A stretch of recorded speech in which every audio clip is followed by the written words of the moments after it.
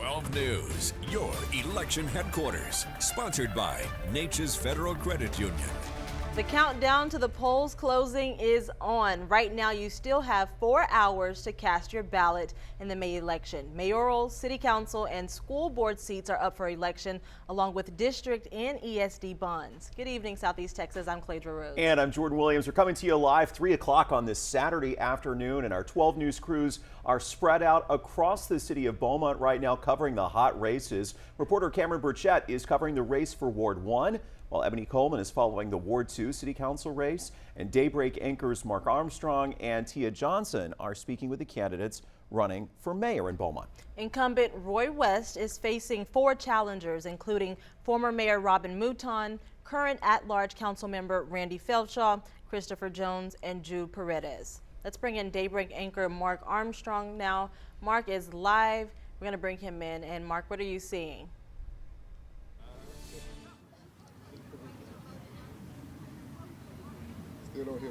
No. I bet we're about to go.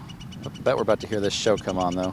Clearly, Mark can't hear us yet. That's not great at this point, but he is, I think, at Rogers Park. We'll reestablish connections with Mark and talk with him in just a bit as we track the race for mayor here in Beaumont. We also want to let you know that we've been hearing from the candidates for some time about their platforms, and they spoke, what, at a forum? Yes, they spoke at a forum organized by the Greater Beaumont Chamber of Commerce. Now, they tackled issues from crime to downtown development. So here's how the candidates responded when asked how they would change the city's negative perception.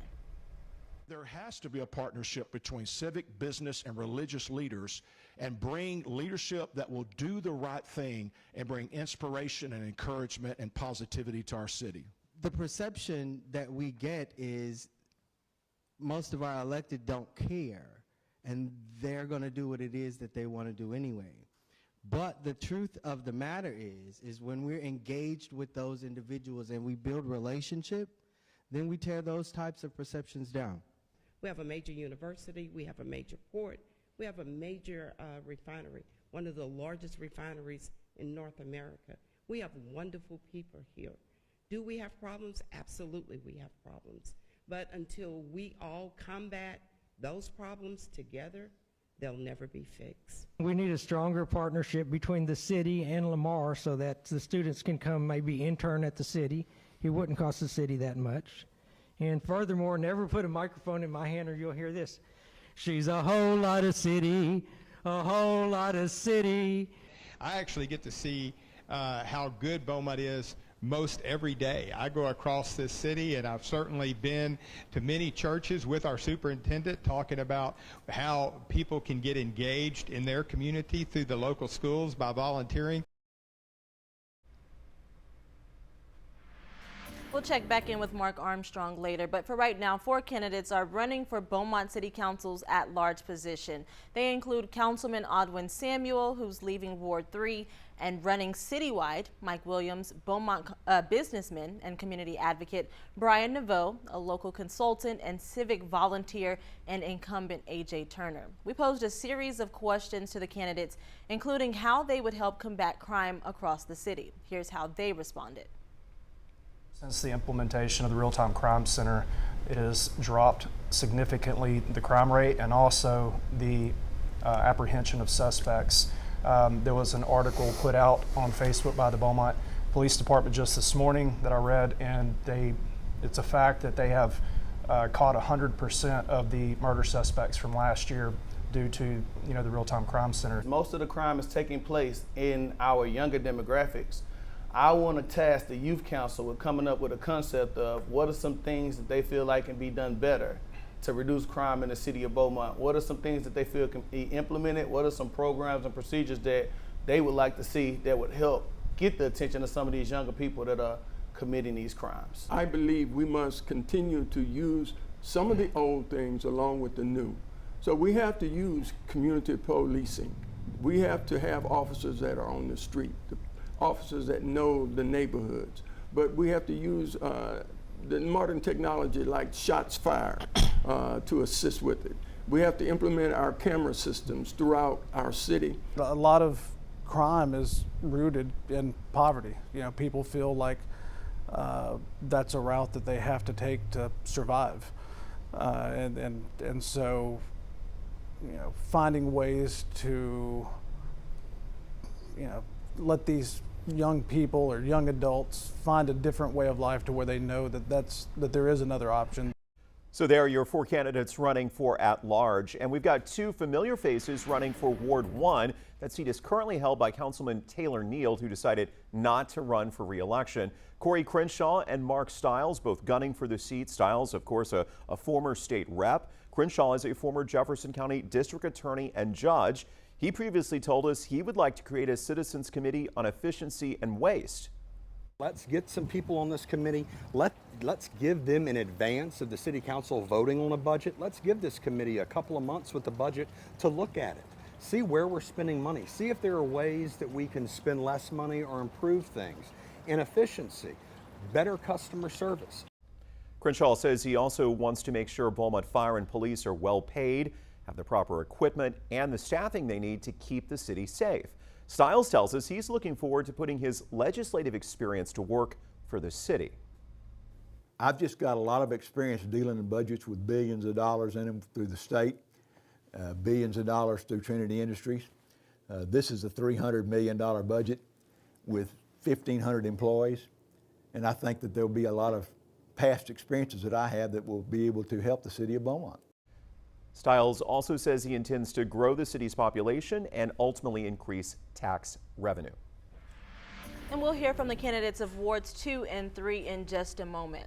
First, though, we're going to go back out to the polls. Daybreak anchor Tia Johnson is with us live in Beaumont right now. Tia, where are you and how's the turnout?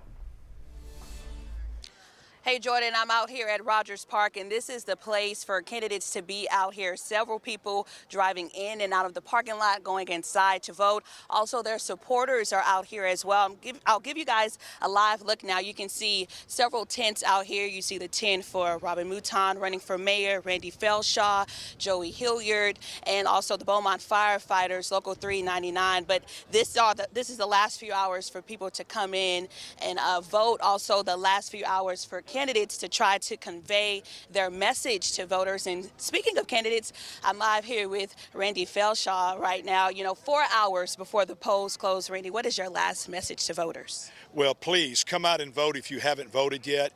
Out of 115,000 citizens in Beaumont, we're concerned that we're not even going to hit 16,000 this time. So we desperately need you to come out and vote. Your voice does matter. So come out and cast your vote. Randy, you and I talked earlier this week, and you said that, you've been in politics for years. People have been asking you to run for mayor, but this time you felt like it was the right time. What let you know that this was the right time for you to run for mayor? Well, in each of my campaigns, 19, 21, 23, people did ask me to run, but I never felt it was the right time. But this time, the recruitment for me to run, there was a significant increase because people have reached a new level of frustration. I believe people are ready for strong leadership to be restored to the mayor's office and fiscal responsibility. We've got to balance our budget, and we've got to settle this contract with the firefighters and get them back to work, and let's take care of the citizens of Beaumont. Randy, first 2 things you will do if you become mayor of Beaumont. Well, first of all, we've got to address the budget. 23, 24, 25, we're looking at a deficit budget. We've got to address that issue. Our operational expenditures are exceeding our operational revenue. The second thing is, as I mentioned, we have to sit down with the firefighters. The city manager has to sit down with them, and let's get a contract signed, and let's take care of our first responders. Thank you so much for joining us, Randy. Again, this is Randy Felshaw running for Beaumont mayor. Polls close at 7 p.m. We will continue to follow him throughout the day, and we'll be at his watch party later on tonight. Sending it back to you guys in studio. Thank you so much, Tia. Now to the race for Beaumont's Council Ward 2 race. Incumbent Mike Getz is fighting to keep his seat against Joey Hilliard. Getz has served in the position for 14 years. Meanwhile, Hilliard hopes to bring a fresh set of eyes to the city. Our Ebony Coleman spoke to both men about the issues they want to address if elected.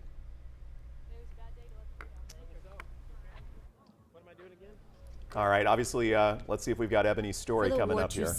I want to continue to do what I've always done, which is to help people. The last time I had an opponent was 4 years ago, I received over 60% of the vote. Hilliard has owned an industrial cleaning business for 34 years. He says it's time for a new voice in City Council. Thank you for your service. Thank you for what you've done, but we no longer need career politicians. If elected, Hilliard wants to create term limits and transparency when it comes to projects on I-10. Go into these neighborhood association meetings, talking to the precinct chairs, communicate and say, hey, you know, this road's going to be closed or this road is dangerous. I've actually reached out to our Public Works Director to try to get them to communicate more with TxDOT, and we now get an update every day on what to expect from TxDOT, and we disseminate that on our city website. Getz says bringing a dog park and Oktoberfest to Beaumont proves he still has more to offer the city. I was one of the big proponents of getting a food truck park downtown, and we are talking about that actively. Hilliard was recently endorsed by the Local 399 Beaumont Firefighters Union. It came in the middle of long-standing contract negotiations with the city. One of the things that my opponent doesn't do is he talks to just the leadership. You know, I want to go and talk to the guys in the field. I want to talk to the union president and say, how is it that the city can better support you? Getz says he feels targeted by the union. And I'm not saying they shouldn't get a raise. They should, but it has to be something reasonable. I don't know of a single council member that has said any different, that I'm not going to give you a bigger percentage raise than we gave the police. All right, there are the candidates for Ward 2. We want to get another pulse check out at the polls today, see what's happening. It's a beautiful afternoon. Absolutely. And here's Mark Armstrong right now. He's live with us. Mark, where are you and what are you seeing? Hey guys, yeah, out here at Rogers Park with all the gang, and I gotta say it is a lovely day, but you know, it's so nice, maybe people aren't quite showing up quite as much as we'd like here at the polls. I don't see a line out the door here at this polling place, and I don't expect it's like that much anywhere. We've had some 10,000 people vote in early voting, and we're hoping to get as many as 4,000 to vote today. That would go a long way. And of course, one of the big races that we're talking about here today is the mayor's race. It's been one of the hot topics in this year's municipal election in Beaumont, and joining me right now over my shoulder is incumbent Mayor Roy West. Mayor West, you're running for a second term. Yes, sir. How you feeling about this? Well, I'm excited about it. This is a great day for the election to come to a conclusion. So weather's still great. We've got almost 4 hours of voting time left, so people can still come out. You're expecting this to go to a runoff. How are you feeling about your chances considering how low voter turnout appears to be? Well, I do, based on the fact that Prior Mayor Mouton and Councilman Felshaw and myself have all run before, I would expect us to have a runoff because somebody has to get 50% plus one vote. We certainly have two other candidates too, don't mean to leave them out, but I'm expecting to be in a runoff. The question is going to be who goes to a runoff with you, and that's assuming that you make it to the runoff. I know you're assuming that, of course, but you know, with Mayor Mouton, former Mayor Mouton getting the race, that splits the vote a little bit this way. With Randy Feldshaw, Councilman at Large, getting in the race, that splits it a little bit the other way.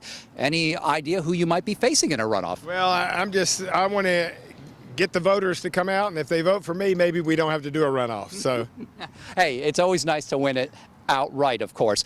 Here's a question for you. You've been in the situation now where you've basically, as the mayor, have to be the grown-up in the room oftentimes. You have to take on some hard issues, and you don't always get to say the most, say, politically popular things in those moments. Is that a challenge? Is that a frustration? I mean, maybe someone like Councilman at Large there gets to say something a little bit more politically popular. How does that play into this race? Well, it's a privilege to be mayor, and with that, excuse me, so goes those responsibilities. So it's not anything I ever complain about. I take the office very seriously, so I respect the office. So I feel like there is a certain decorum that you ought to maintain as mayor, and I feel good about what I've done. Mayor, we got 20 seconds left here. What are the three big things that you want voters to know about you, what you stand for in this race, and why they should still come out with a few hours left and put you back into office? Absolutely. We've made great strides with crime. We've got the real-time crime center. We've got more ambulances on the street now, 60% more. We've got a no camping ordinance. We've got vacant building ordinance. And I'm very excited about the prospects of a downtown full-service convention center, which is also something that we'll be looking at and getting more information here later this month. All right, Mayor Roy West, thank you for joining us here today, and we will see in just a matter of hours whether or not Mayor Roy West will in fact either win it outright or be going to a runoff, or if we might have a new mayor coming to town here in Beaumont. Oftentimes when it comes to these municipal elections, it often depends on how people feel about the direction of the city at any given time. So we will see if that plays a role as well. In the meantime, though, we're live out here at Rogers Park. Back to you guys, Jordan and Cladra. All right, Mark, thank you so much. Beaumont natives LaDonna Sherwood and Terry Roy are vying to replace Councilman Audwin Samuel in the Ward 3 race. We spoke with both of them. Sherwood says she grew up in a single-family home and says it is that experience that has given her the will to serve.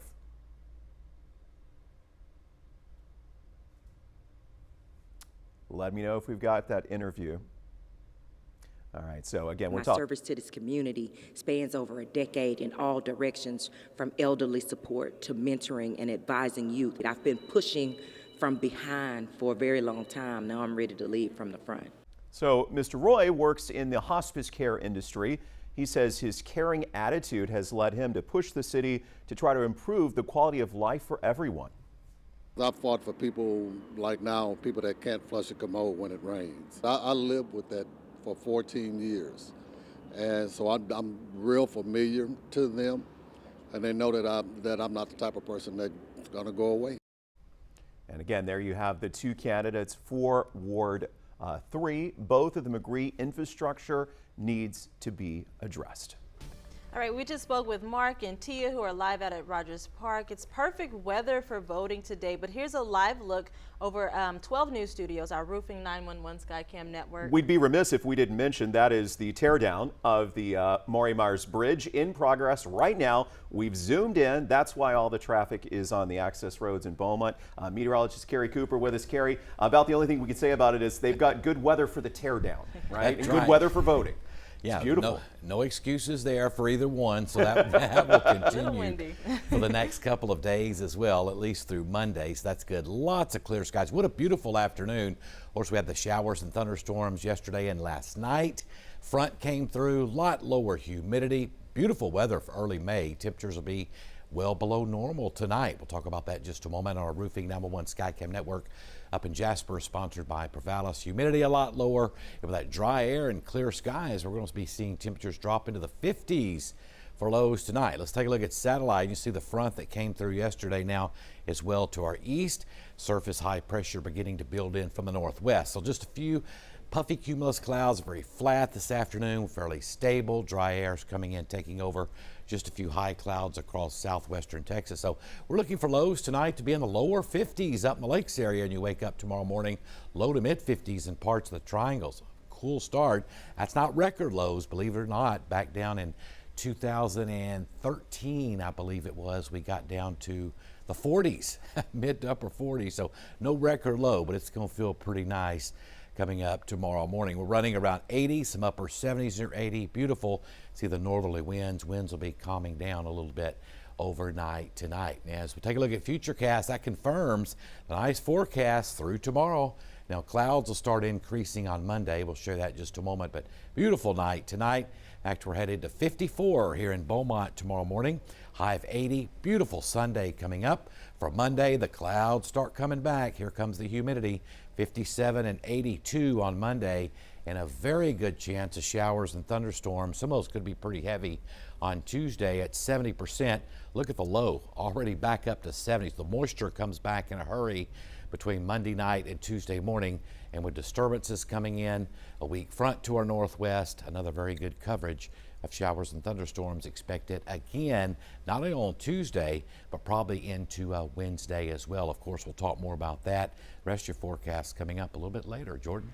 All right, Carrie, thanks. Let's get back to our special election coverage as we come to you live this afternoon on 12 News Plus. We're going to head to Port Arthur at this point. Voters there are deciding the fate of 2 school bonds. That's right. Prop B would allocate $78 million for the construction of a new stadium complex, while Prop A would allocate $222 million for a new middle school. District officials want to replace Thomas Jefferson and Abraham Lincoln middle schools along with other district improvements. The district says a new middle school would offer a wider range of extracurricular activities, sports, and academic programs. PAISD previously told us this would be a cheaper route in the end. One of our middle schools is over 100 years old, and the other middle school is over 60 years old. It would cost more to bring them up to code than it would be to build one middle school that combines both campuses.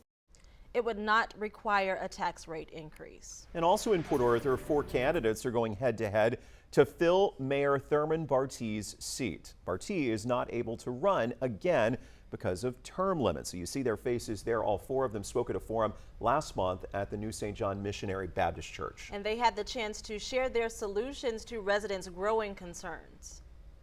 4 candidates vying for the Port Arthur mayoral seat agree that addressing the city's homelessness crisis is a priority. That's not in the budget, but when you work with a nonprofit that has some funding, the city can provide land, it can provide some other things for a nonprofit that will be able to ensure there's partnership right there. So we can't do it all, but we can find a common ground. Charlotte Moses, along with Alan Vaca, says the city needs to partner with nonprofits to help find resources to mitigate homelessness. God put us on this earth to take care of the people out there. We need to keep doing it.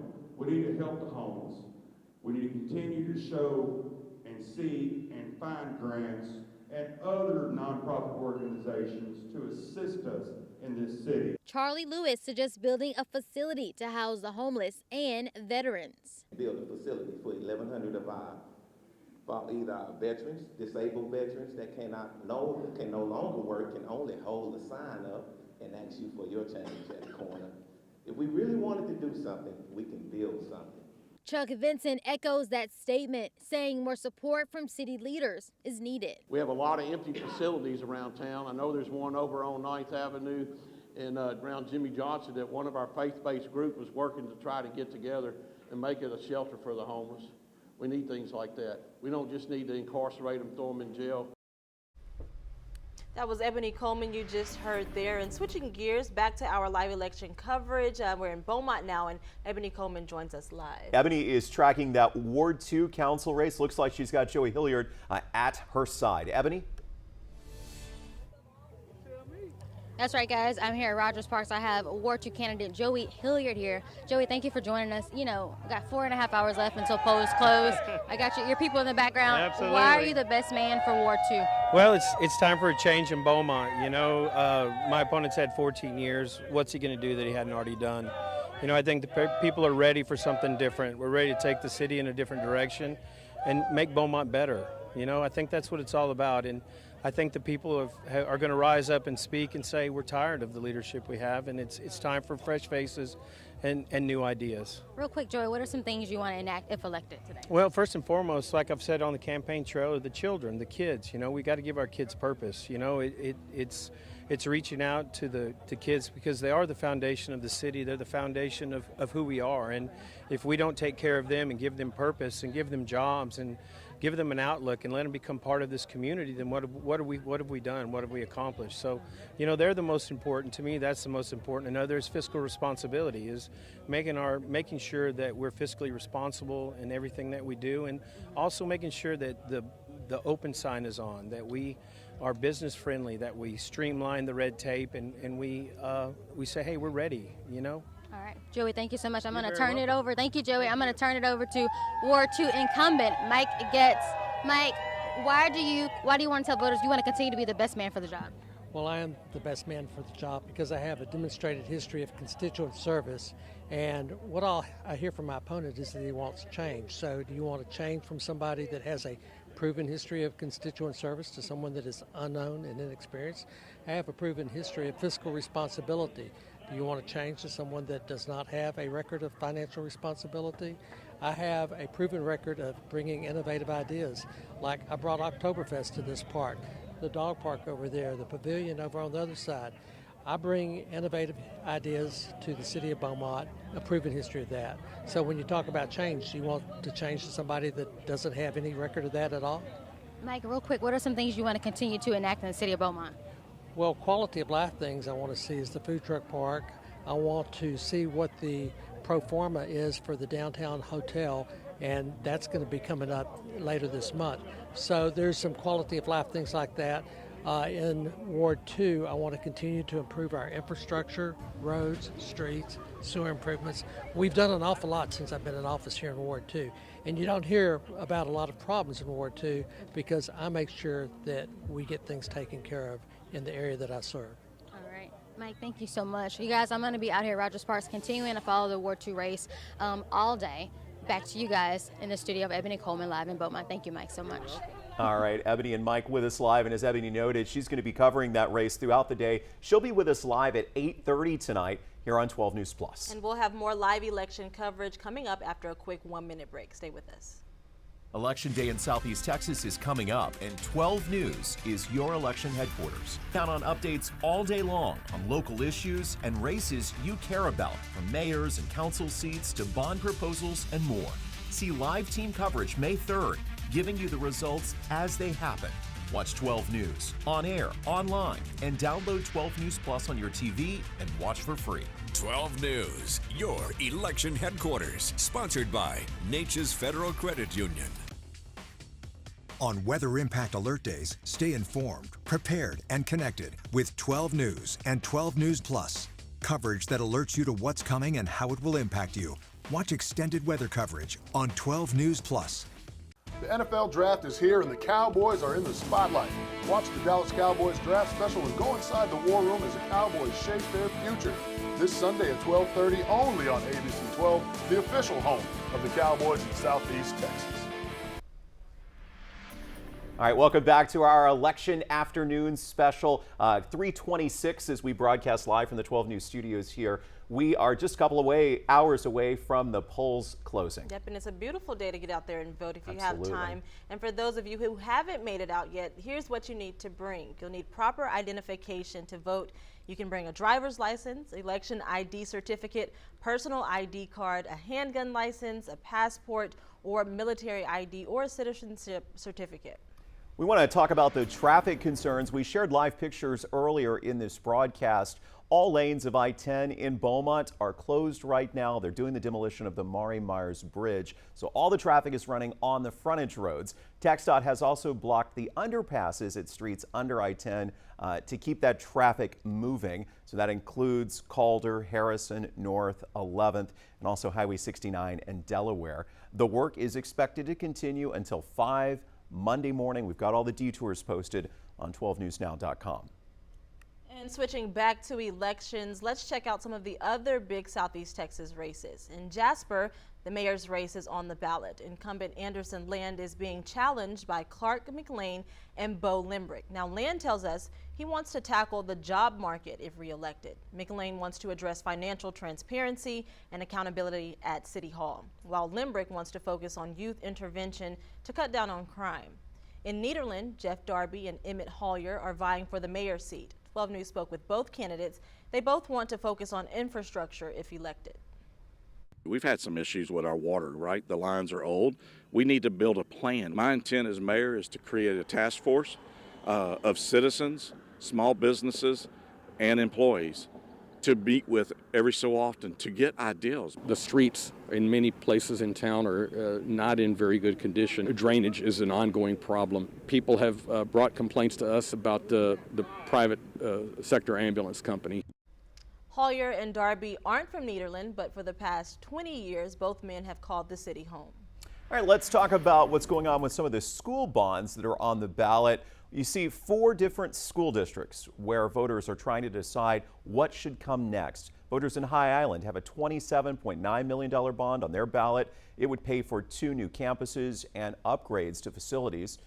Port Arthur ISD has 2 bonds totaling $300 million. That'll pay for a new middle school, as we mentioned, a stadium complex, and other educational facility improvements. Coons wants to have a new elementary school. Their bond is $28 million, and in Bridge City, the district has a $27.5 million bond for a new performing arts center. We've spoken with Bridge City Superintendent Dr. Mike Kelly. Dr. Kelly says the bond would give all students equal access.